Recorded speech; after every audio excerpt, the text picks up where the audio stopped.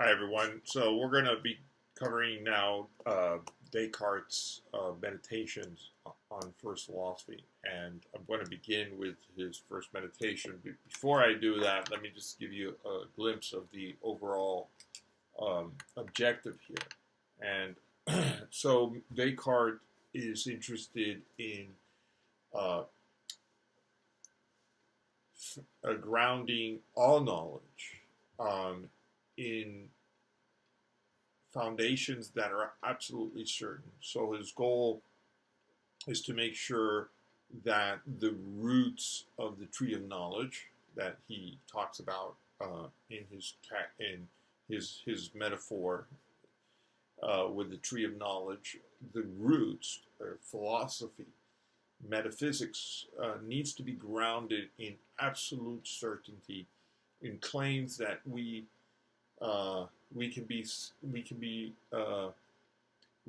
can know, and we can say that we know with the highest degree of certainty possible. And so let me just say something about that. Let me say something about what I mean by absolute certainty. So for Descartes, absolute certainty is defined as that which is indubitable. And I know that's a strange word, but it means simply that it cannot be doubted. So if you think about it for a second, you see you have certainty and doubt have an inverse relationship. So the more you doubt something, the less certain you are about it. The less you doubt it, the more certain you are about it. However, if you are absolutely certain, it means you can't even have a doubt, right? It's indubitable. So that's where he wants to sort of go. He wants to get this sort of extreme situation in which something is so certain, so absolutely certain. And what that really means is that it cannot even be doubted. It's indubitable. So that's the kind of certainty he's looking for. And so this epistemological project is going to take on a certain kind of interesting method, right? Since what he really wants to find is something that can't be doubted, he's going to use skeptical arguments as a sort of method to arrive at that absolute certainty. So we see that in the meditations, there's going to be a kind of dialectic, and that dialectic is a sort of reflection, internal reflection, that he takes on himself. And so he himself presents these arguments, skeptical arguments, and he himself will counter the argument and then present another argument, and he will counter that argument. So this sort of interesting dialectic going on in the meditations. And I think the best way to understand the first meditation is to divide it up into parts. And when I say parts, I mean simply the parts should correspond to the three major skeptical arguments he presents in the meditation, in the first meditation. So let's do that. Let's start with the first argument. The first argument is very simple, and it's the idea that, look, most of what I know about my life and my experiences come from my senses, right? So what I did yesterday, what I did the day before, what I did last week, last month, last year, and so on, are an accumulation of my experiences that I derived through my sense organs, right? My interaction with the world. So why don't we, instead of attacking or presenting skeptical arguments for each proposition, I believe, just present arguments that undermine all my sense experiences. And so that's kind of the idea that he's going to look at. And the first thing is that maybe, I know, for instance, that my sense organs, my sense experience, my experiences, my sensations, my experiences of the world sometimes are wrong. Not always, but sometimes. And so I may, have an experience of seeing a friend of mine far away, and when the person approaches, I realize, like, I'm mistaken. I thought it was someone else. So I have experiences like these often, not a lot, but often, in which my sense organs and my experiences have provided false beliefs. So the question is this: isn't it possible then, if sometimes they fool me, my experiences, my sense experiences, my faculties of the senses sometimes will provide false information. Isn't it possible that they provide false information and I may not know that they're providing false information? So if that's possible, and then how can I ever be certain of anything that is derived through my sense experiences, right? How can I trust my sense experiences? So the question then is, are there any sense experiences that I can trust? And Descartes thinks that there are. You see, Descartes thinks that this argument is not sufficiently, the skeptical argument is not good enough, because there just are some things that are so clear to me. For instance, that this pen is right in front of my face, and I'm touching it and holding it. This is not something that is obscure or difficult to assess. This is something that seems very clear from my sense experiences. And so it seems difficult that I wouldn't trust my sense experiences in situations in which they are so clear. And they can be verified through all my senses, right? I could see it, I could touch it, and so on. So Descartes says, okay. Then he introduces a second skeptical argument and says, well, what about if I'm dreaming? Isn't it possible that maybe I'm just dreaming that I'm holding the pencil? I mean, or the pen? Isn't it possible that all my experiences in today and yesterday and the week before and the year before and all my life experiences are just one big dream and correspond to nothing real in the world? And so this seems kind of strange. Why would I think that? Well, there is no reason to think that, but it's possible. And so I don't need the skeptical position doesn't need to advance or provide evidence for the view. They only need to provide the possibility of such a view. And it certainly is possible that my life is like one big dream. Now, you might think, well, wait a minute. I have had dreams before, and yes, it's true that sometimes my experiences in my dreams seem to me very vivid and real, but I always wake up and I can tell the difference between dreaming and not dreaming.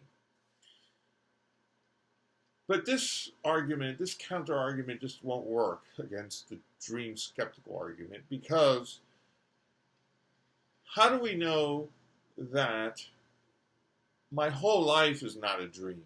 And if that's true, and it's possible, I would not have any kind of access to being awake from this dream.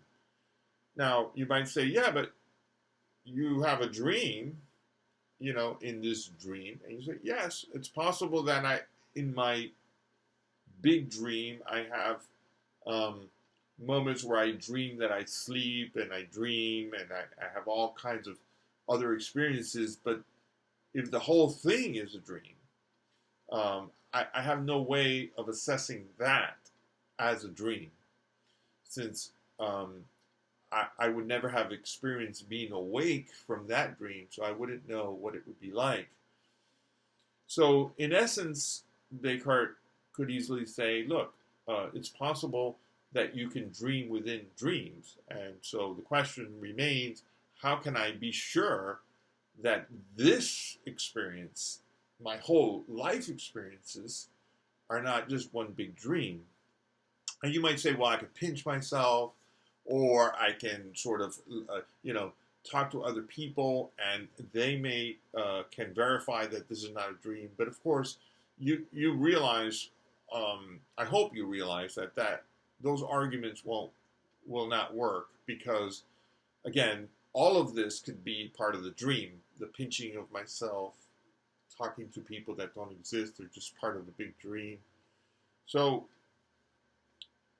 there is no way, it seems, to prove that this is not a dream. So it seems like there's no way to demonstrate that my experiences are real, at least with absolute certainty. So you may say, well, okay, there's no point in holding that skeptical view. It seems useless. But for Descartes, it's not a practical issue, okay? So don't get that confused. It's not a practical issue. He understands that you have to go on with your daily life. The point, however, is that theoretically, it's interesting philosophically and theoretically that we can't demonstrate that our experiences are real. And that is interesting, right? There's no sort of ultimate ground that we could say, I know this with absolute certainty. You can't know it, right? Because it could be a dream.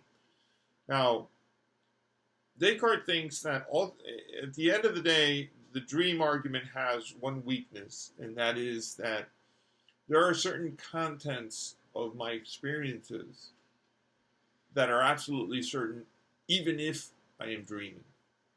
And that is mathematical truths. So he notes that all mathematical truths, even if I concede the possibility that everything is a dream, those truths would still be true. They would not be false. So he thinks that the dream argument, as a skeptical argument, can't undermine all kinds of truths. At least mathematical truths would still be absolutely certain. Very well. So, third argument. The last argument, the most powerful argument that Descartes introduces, is what we call the evil demon argument, or the evil deceiver argument. This third argument is a very interesting argument, and many movies in Hollywood have used this kind of thinking to create certain fictitious, scripts, like The Matrix, for instance. So The Matrix is an excellent example of Descartes' demon argument, evil deceiver. Descartes says, isn't it possible, not that you're dreaming, but rather that there's actually some sort of evil deceiver, some intelligent, powerful being that is infusing into your mind all these experiences and even mathematical truths. So the evil deceiver is playing with your mind and manipulating your thoughts. And Descartes says, that's a very far-fetched possibility, but it is possible.